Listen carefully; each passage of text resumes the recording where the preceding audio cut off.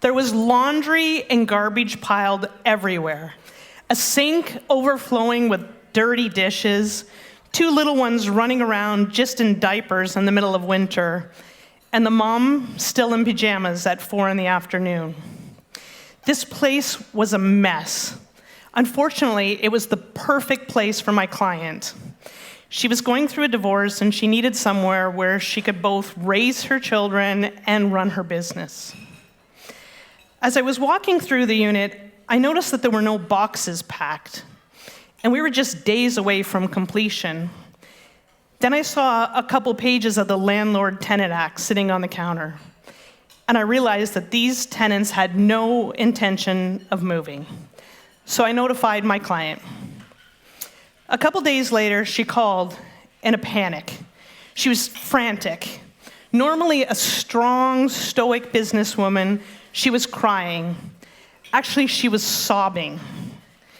Her soon-to-be ex-husband had found out that her deal wasn't closing, so he decided to go for full custody of their children. It was a turning point for her. She just couldn't take it. I told her to take a deep breath, and I gave her as much reassurance as possible, and I said, I'm going to go figure this out. What was going on with these tenants? Why couldn't they just find a place? They always paid their rent on time. Maybe they were just too fussy or too lazy to even look. So I made a couple of calls, and I found a place, and it was vacant. It was perfect. So I went over and knocked on the door.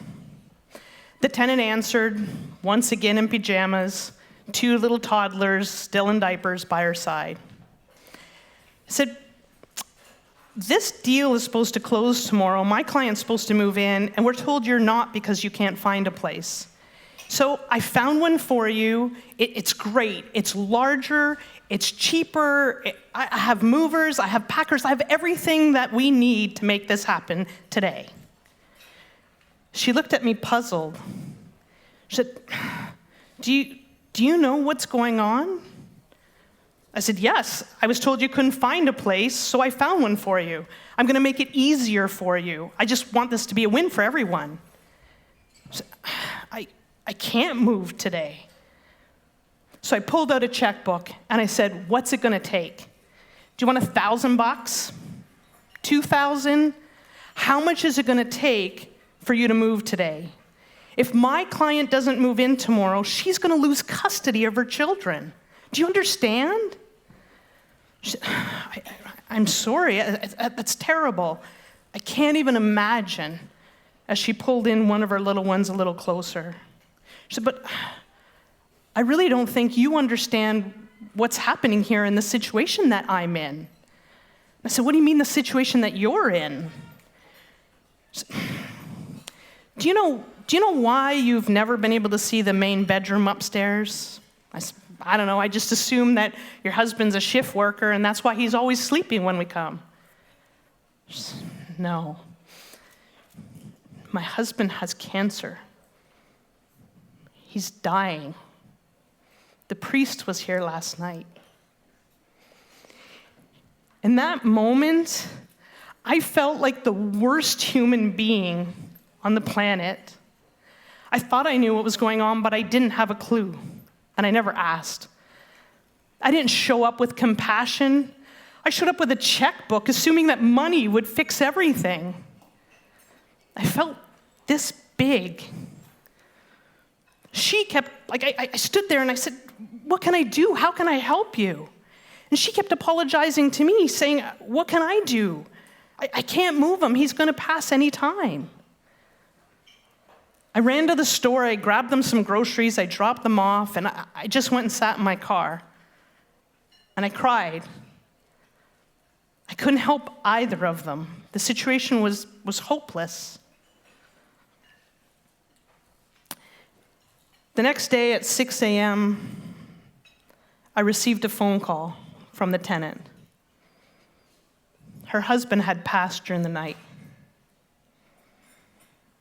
She said, is that place still available? I was dumbfounded. I said, sure. She goes, I really can't stop thinking about this woman, and I want to help her any way that I can. So we packed everything, we moved her, we got her all settled in one day. It all worked out. The date closed, my client didn't lose custody of her children. Several months later, I ran into the girl working at the grocery store. She said, "Do you remember me?" She said, "Oh my God, I love that place that we moved into. It's perfect for us. I can't thank you enough." And she gave me this big hug.